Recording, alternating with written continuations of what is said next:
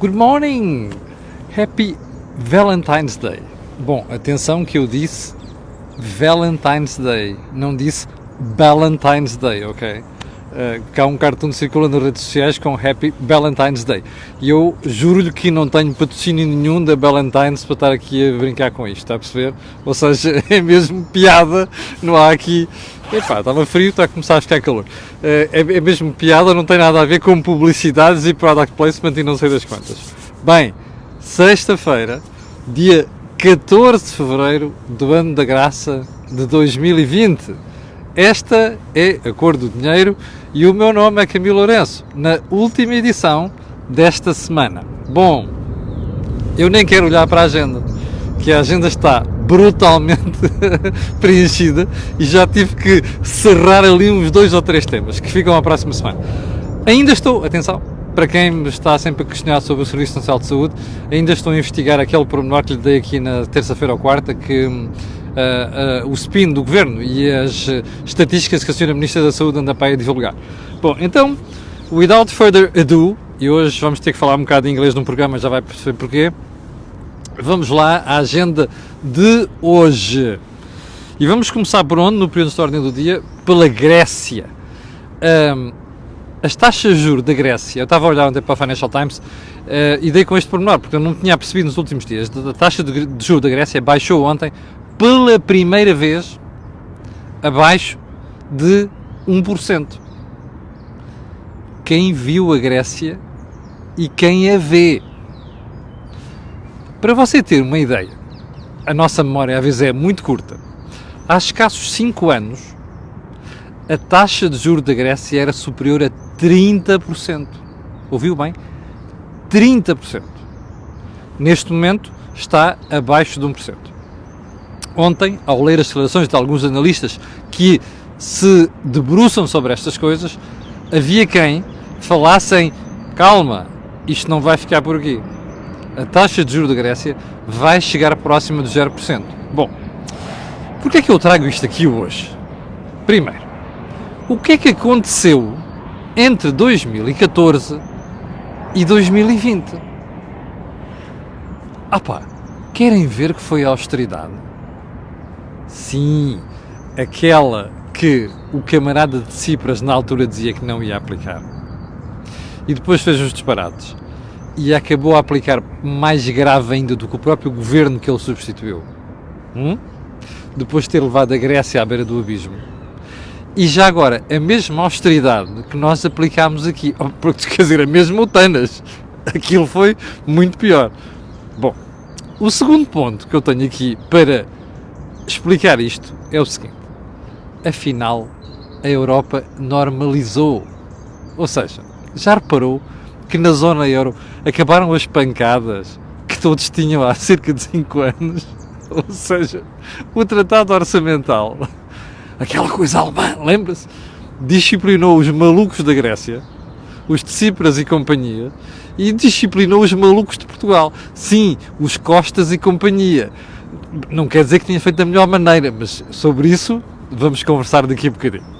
Bom, mas não deixa de ser irónico, não é?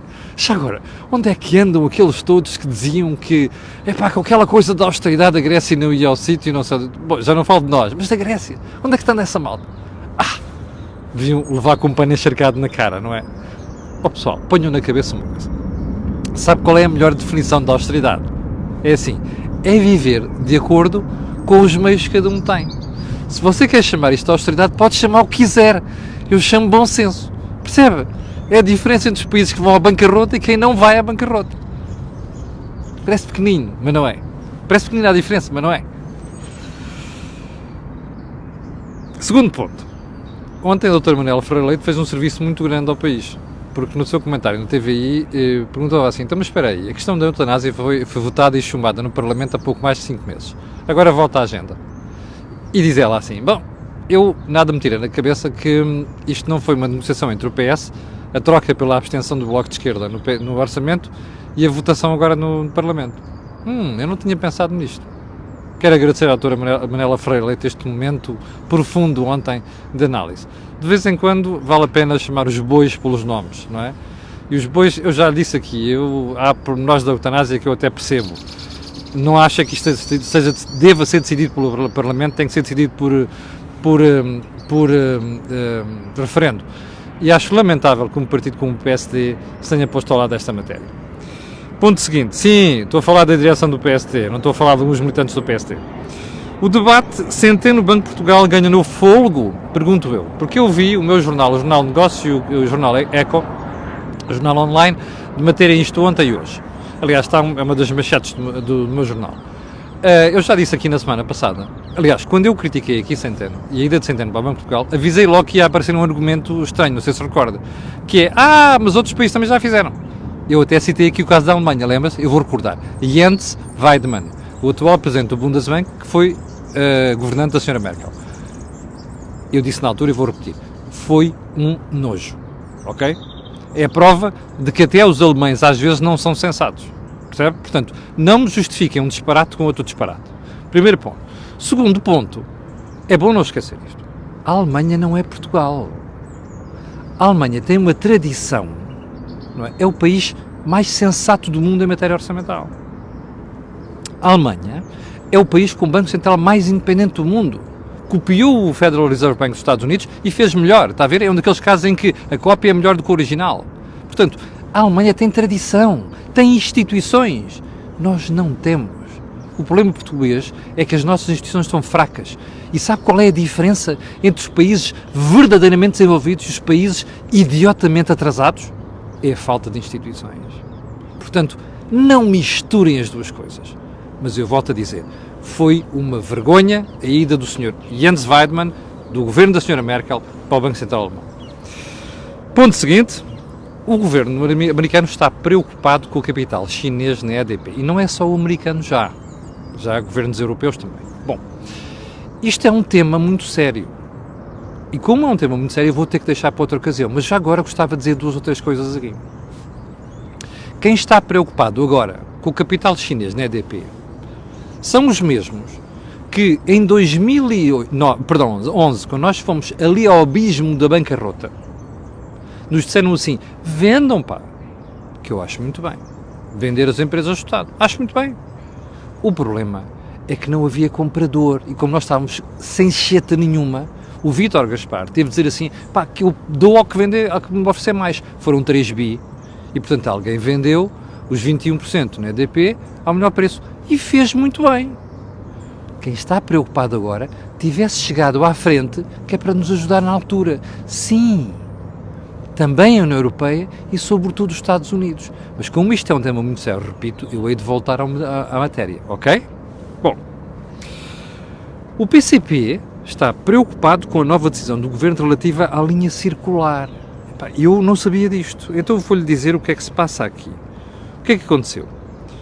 O PCP exigiu ontem explicações ao Governo sobre um contrato, atenção, entre aspas, especificamente alterado, já depois da linha do metro circular ter sido chumbada, para incluir a linha circular metropolitana de Lisboa. E agora veja só, este contrato foi assinado num sábado. Eu ainda me lembro de críticas de algumas decisões que eram ou ao fim de semana, ou então quando os governos estavam em gestão e não sei das quantas, recorda-se. Então, mas vamos lá detalhar isto. Ipsis verbis, o que diz o PCP. Como explica o Governo que 2 dias depois da Assembleia da República ter aprovado no Orçamento do Estado dar prioridade de investimento à ligação Loures e Alcântara, ou seja, Zona Ocidental de Lisboa, suspendendo e limitando compromissos financeiros relativos à linha circular. E que nesse mesmo dia seja assinado um contrato especificamente alterado para incluir essa mesma linha. Onde é que andam o PSD e o CDS? Isto, se isto for verdade, é gravíssimo. Percebe? Gravíssimo. O que significa? 2 coisas. Primeiro, o Governo tem alguma coisa mesmo um problema com a linha circular. E a Câmara Municipal de Lisboa também. Como eu já disse aqui, il mio naso começa a dar conta de mau cheiro, percebe, sobre isto. E eu acho que não é apenas preferências políticas por Lisboa, não sei. Isto é suspeito. Esta teimosia e a forma vergonhosa como se quis manipular o país em relação a esta matéria, nem sequer há um concurso público, percebe? Isto cheira mal. e cheira mal à distância, como aquele cheiro das celuloses, percebe? Que não se consegue evitar, a quilómetros de distância. Ao PSD e CDS, acordem que o PCP acaba de fazer um serviço público aqui, ok? Ao denunciar esta marmelada. Isto é uma vergonha com 3 pontos de exclamação. Bom, e como já percebeu, isto não vai ficar por aqui, nomeadamente na cor do dinheiro. Bem, ponto seguinte. Ponto seguinte é mesmo a agenda. Então vamos lá. Eu tenho uma novidade para si hoje. Alerta. Se eu me enganar sobre o que vou dizer agora, eu juro-lhe que peço desculpa nos próximos dias, ok? Então é isto.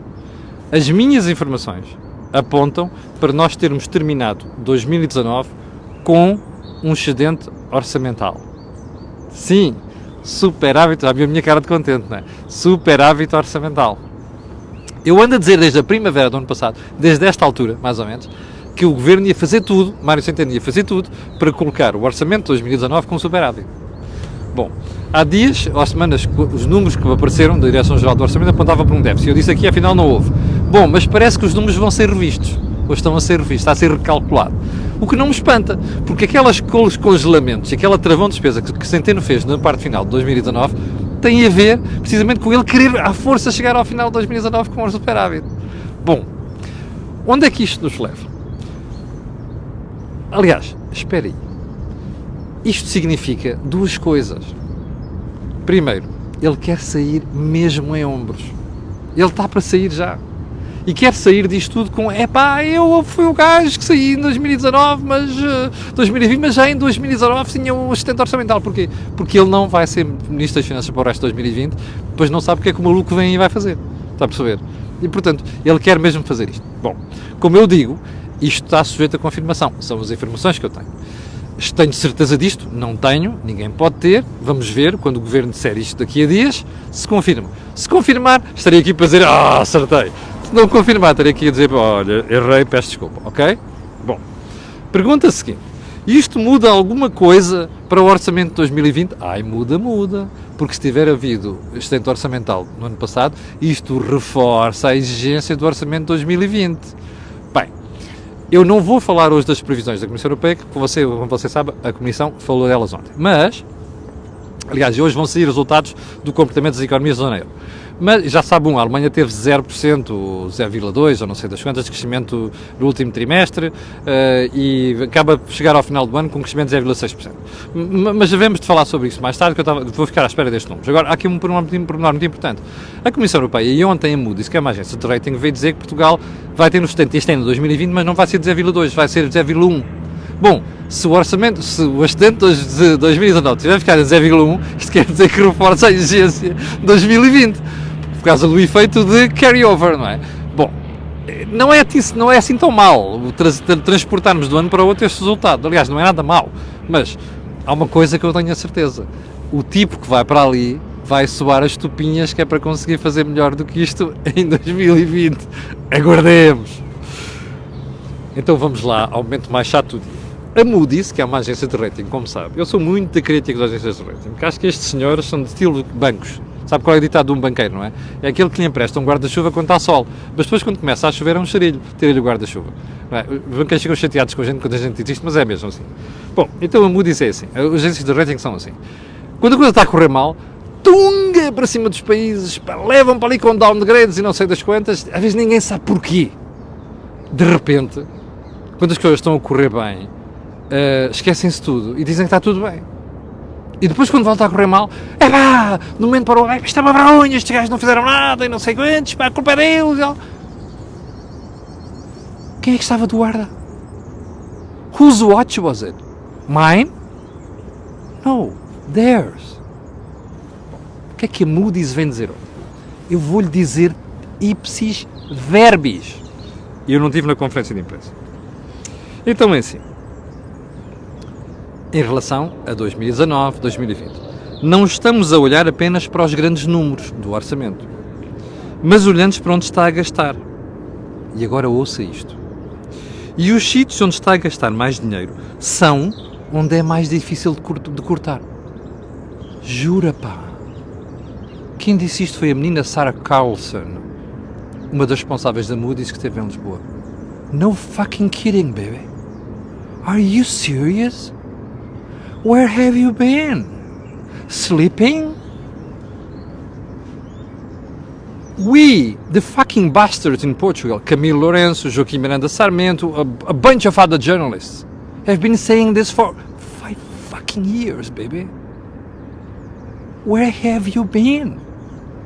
Desculpem, estou a falar inglês porque eu presumo que a menina Sarah Carlson não fala inglês, portanto eu sei que algumas pessoas que estão a ver o vídeo vão lhe fazer chegar.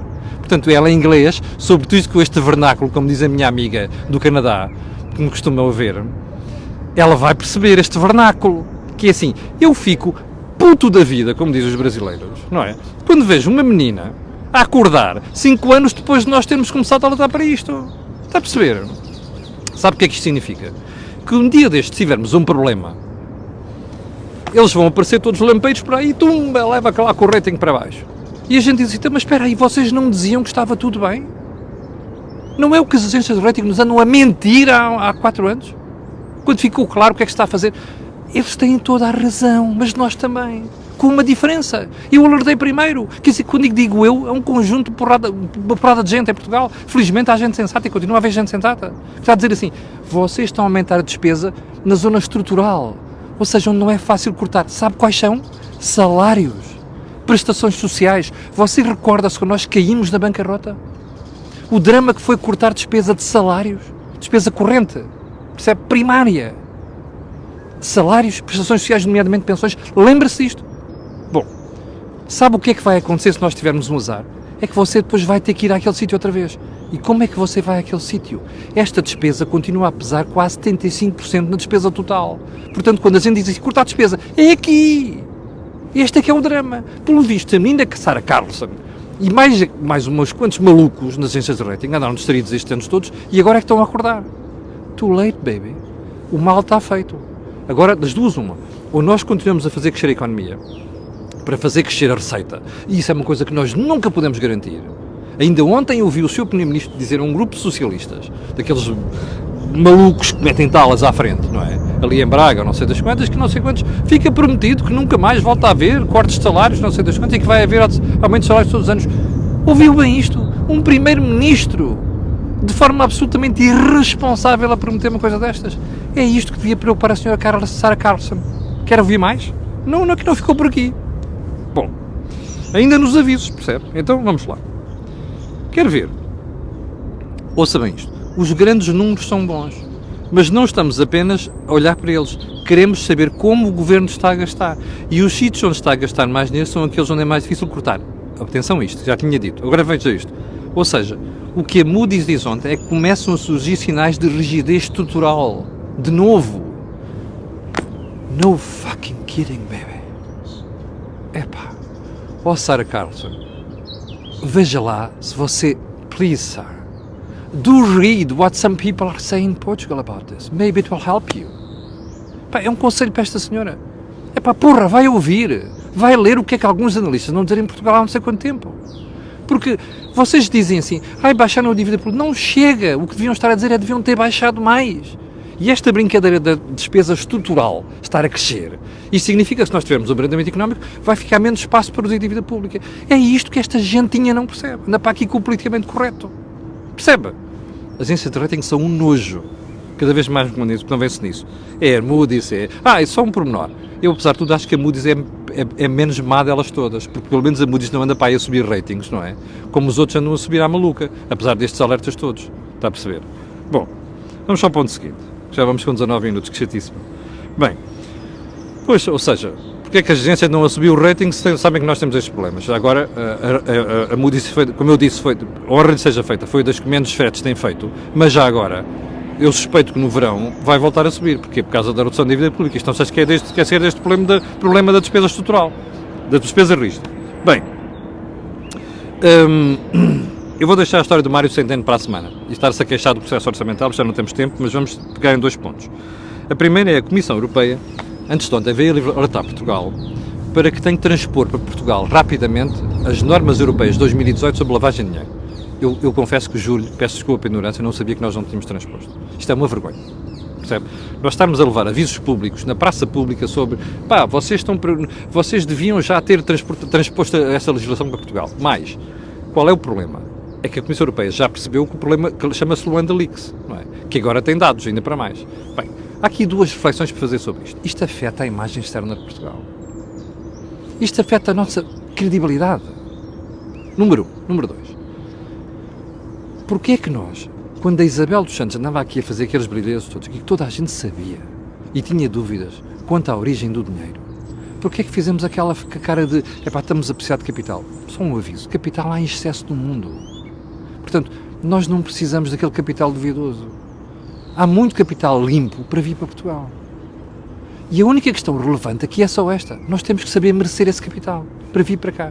Ora, não é com esta falta de credibilidade que a gente vai merecer atrair outro capital, o limpo para Portugal. Percebe? Agora veja este pormenor. Como você sabe,